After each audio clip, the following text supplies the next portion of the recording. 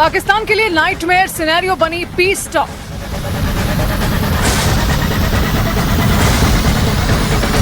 कूटनीतिक अगुवाई पाकिस्तान के काम नहीं आई।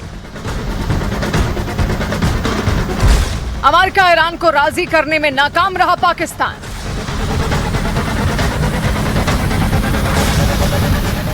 पाकिस्तान के लिए यह मौका ऐतिहासिक था। पाकिस्तान दुल्हन की तरह सजाया गया था। पलक पांवड़े बिछाकर अमेरिका और ईरान की डेलीगेशन का स्वागत किया गया था। ये सब कुछ इसलिए किया गया था क्योंकि कथित तौर पर दुनिया के सामने वो ईरान और अमेरिका के बीच जारी तनाव को कम करने में अपनी भूमिका अदा कर रहा था। Pakistan has been and will continue to play its role to facilitate engagement and dialogue between the Islamic Republic of Iran and the United States of America in the days to come. लेकिन यहाँ भी पाकिस्तान की भूमिका पर सवाल खड़े हो गए। न कोई डील हुई, न कोई समझौता हुआ। ईरान अपने रुख पर अड़ा रहा, अमेरिका अपनी शर्तों पर। नतीजा ये हुआ कि बातचीत फेल हो गई। अमेरिकी उपराष्ट्रपति जेडी वांस इस्लामाबाद से खाली हाथ लौट गए। साथ ही ये भी बता गए कि ईरान झुकने को तैयार नहीं है। कहा जा रहा था कि जी कोशिश की जा रही है कि बातचीत हो जाए, जबकि आने से पहले ही दोनों ही कंट्रीज एक दूसरे के लिए जो उन्होंने पॉइंट्स दिए थे वो रिजेक्ट कर चुके थे।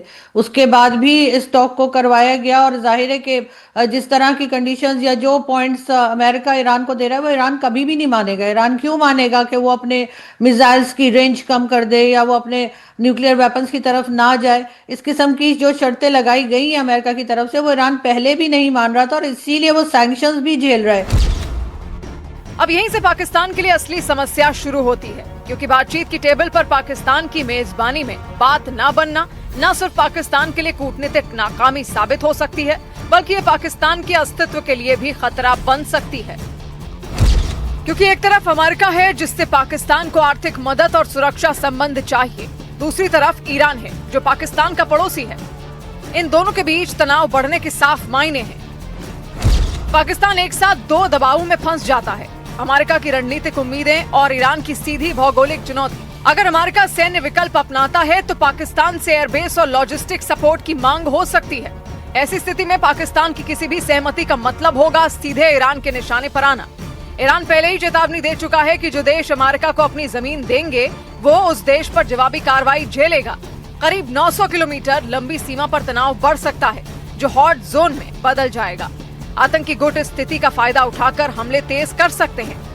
सीमावर्ती इलाकों में एक्टिव जैश उल अदल जैसे गुट इस अराजकता का फायदा उठाकर पाकिस्तान और ईरान दोनों के खिलाफ हमले तेज कर सकते हैं। पाकिस्तान में दुनिया की दूसरी सबसे बड़ी शिया आबादी रहती है। ईरान के खिलाफ किसी भी सैन्य सहयोग से पाकिस्तान के भीतर गंभीर सांप्रदायिक दंगे और गृह युद्ध जैसी स्थिति पैदा हो सकती है। इन्हीं हालात से बचने के लिए बिचौलिए पाकिस्तान ने भव्य तैयारियां की थी। सूटेड बूटेड सेना प्रमुख और पीएम शहबाज शरीफ ने अमेरिका और ईरान की खिदमत में कोई कसर नहीं छोड़ी। लेकिन पाकिस्तान की मौजूदगी को न सिर्फ शून्य समझा गया, बल्कि पाकिस्तान की इस पूरी कवायद को एक शो पीस डिप्लोमेसी के तौर पर देखा गया। अमेरिका और ईरान दोनों ने अपने अपने हितों को प्राथमिकता दी और पाकिस्तान सिर्फ एक मेजबान बनकर रह गया।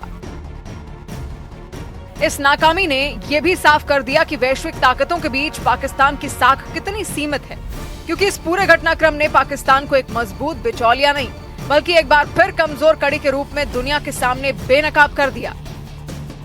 इस वक्त पाकिस्तान यकीनन एक नई मुश्किल में फंसता दिखाई दे रहा है, क्योंकि अगर सऊदी अरेबिया पे अटैक होता है और जो उन्होंने एग्रीमेंट कर रखा है सऊदीया से, तो इनको तो जाना पड़ेगा, ये इनकार नहीं कर सकते। और ऐसे में क्या यहाँ पर अमेरिकन को भी जगह दी जाएगी? क्योंकि मेरा ख्याल है ये बेवकूफ़ी पाकिस्तान को नहीं करनी चाहिए। अगर ऐसा हुआ तो डेफिनेटली ईरान के साथ ताल्लुकात हमारे ख़राब हो जाएंगे और हम नई मुश्किल में फंस जाएंगे। लेकिन जो बात आज हुई है, ये यहाँ पर कई लोग इस बात को काफ़ी अरसे से कह रहे थे कि इसका कोई रिजल्ट नहीं निकलना, और वही हुआ।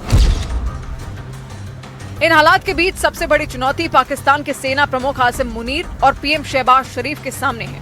पाकिस्तान अब एक ऐसे मोड़ पर आ गया है जहां हर फैसला जोखिम से भरा है। एक तरफ ईरान से टकराव का खतरा, दूसरी तरफ अमेरिका को नाराज करने की कीमत।